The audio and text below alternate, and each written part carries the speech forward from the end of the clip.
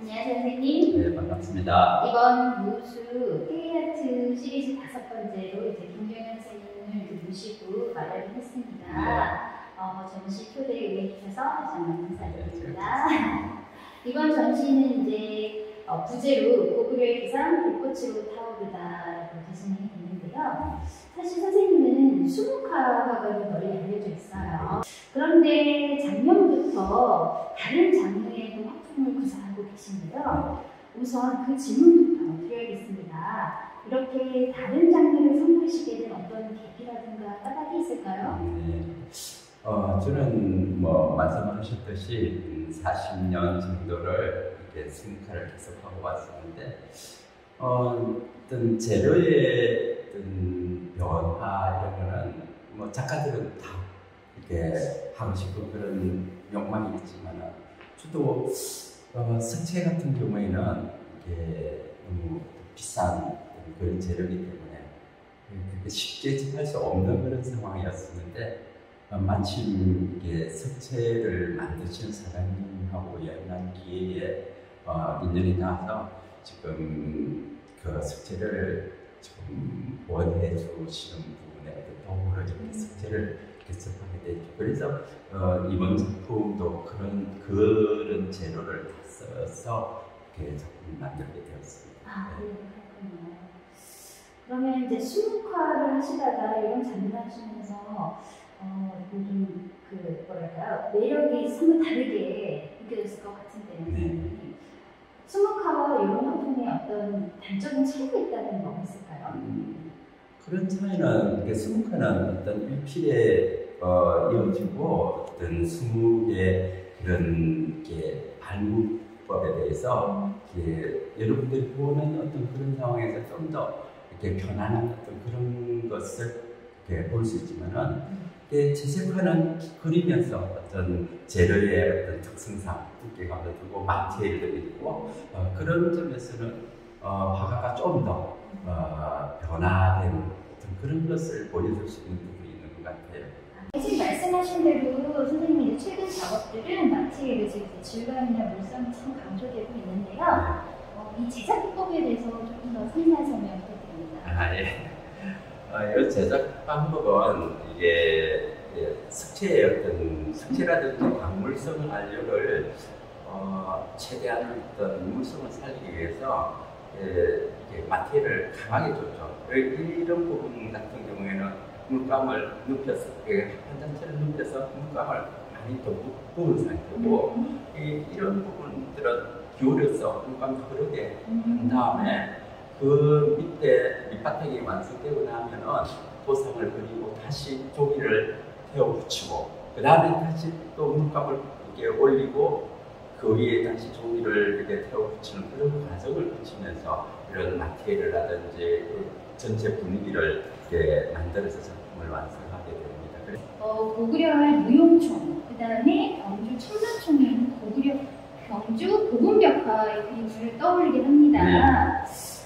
특별히 이런 고분벽화를 모범으로 삼으신 이유가 있을까요? 네, 우선 우리 민족의 어떤 기상이 깃드는 그런 그림인데도 지금 현재에서는 볼 수 없는 그런 아쉬움과 애석함이 저한테 어떤 그림으로라도 좀 남겨보고 여러분들이 볼 수 있는 그런 쪽으로 한번 시도해 보려고 했었어요. 그래서 일단 그런 기마도의 그런 기상을 좀 더 강하게 표현을 하려고 이런 작품 속에서도 그런 변형된 그런 도상을 볼 수 있을 겁니다.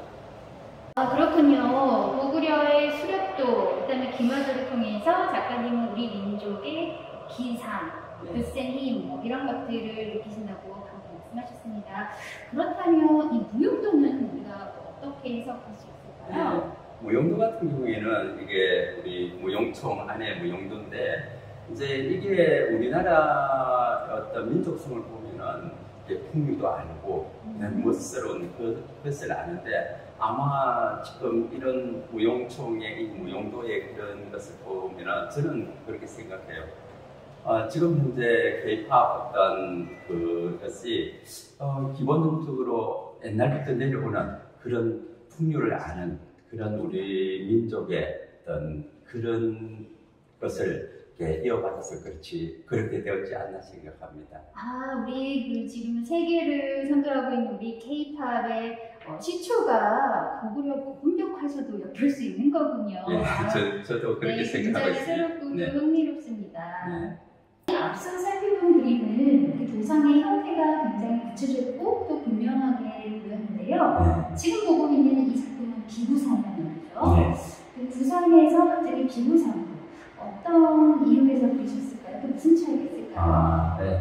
이 작품은 제가 작업을 하면서 종이를 붙여내면서 어떤 도성을 이끌어내려고 했던 것은 아니지만은 보시는 분들에 의해서 어떤 여러 어떤 형상, 그게 분상으로 보일 수도 있고 동물적인 형상이 보일 수도 있는데 어떤 분들은 그래요. 여기서 어떤 천상의 어떤 화분의 어떤 세계에서 나무들이 이렇게 있는 그런 현상으로 보인다는 분들도 있어요. 정말 그 이데아의 세계네요. 천상의 세계라. 저는 앞서 고구려 그 무용총에 나오는 수렵도와 기마도 무용도를 봐서 그런지 황홀한 대지에 전장터에서 전장을 준비하는 10만 대군이 결집되어 있는 걸로 보이네요. 그렇게 보시는 분들에 의해서 그렇게 여러 가지로 보일 수 있는 거는 비구상의 어떤 장점인 것 같아요. 그리고 여기서는 이런 어떤 군상들이 보이는 반면에 또 여기 있는 작품을 보면은 이런 작품은 어떤 고원의 어떤 세계에 어떤 군상들과 그 다음에 어떤 동물의 형상들이 많이 보인다고 하거든요. 그리고 저쪽 작품 같은 경우에는 어떤 이 바다라든지 어떤 연못의 물결 속에서 어떤 나무의 형상이 비춰진 어떤 잔명의 그런 느낌도 나고, 그 다음에 자작나무의 형상도 보인다는 그런 분들도 있습니다. 네, 말씀을 듣고 보니까 저희 눈에도 어떤 그 자작나무의 그 거친 나무 껍질 표면 위에 따뜻한 햇볕이 이렇게 아롱아롱 이렇게 맺혀져 있는 그렇게도 좀 보이네요.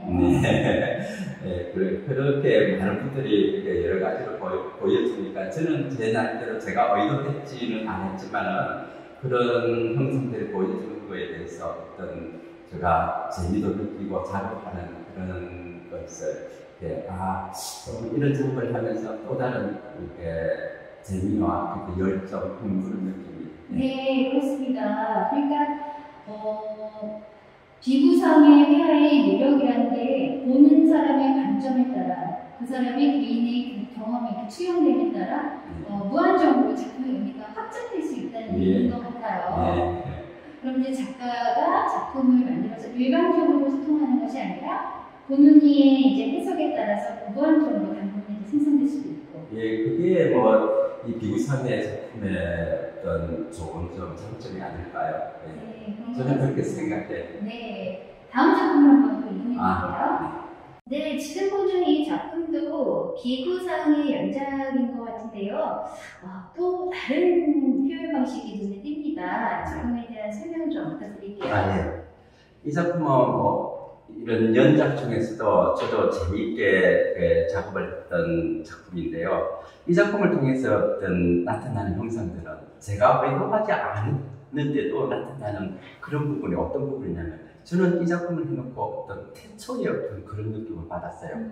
이게 물과 불의 어떤 그런 색감도 그렇고 형상도 그렇고, 그 다음에 이 용암이 어떤 끓어 넘치는 그런 어떤 아주 강한 힘도 느끼고, 그래서 이 작품을 통해서 어떤 근원적인 어떤 그런 거, 그 다음에 어떤 공간성, 그 다음에 우연성, 그러니까 여기에 대해서 이런 작품의 형상이랄까, 어떤 이 물감에 흐트러지는 이런 부분들이 제가 의도치 않았는데도 이렇게 나타남으로 인해서 이런 작품을 할 때 아주 재미를 느끼고 그 다음에 이 작품과 통해서 시리즈 작품이 나왔던 것 같아요. 네, 말씀하신 대로 그 흑암의 대비가 일단 뚜렷하게 보이고요. 또 이제 백색, 흑색, 적색 이렇게 세 개의 색깔이 주조로 이루는 걸로 보이는데 정말 그 천지개벽하는 듯한 네, 어떤 천지창조, 빅뱅 이런 순간이 이게 좀 추상적으로 드러난 것 같습니다. 아주 그 근원의 힘, 말씀하신 대로 에너지 이런 것들이 정말 뿜어져 나온 것 같아요. 네, 선생님은 대학에서 한국화를 전공하시고 이어서 문화재 보존 수국학으로 박사과정을 수료하셨는데요. 작품을 제작하는 데 이런 전공과 연결되는 지점이 있을까요?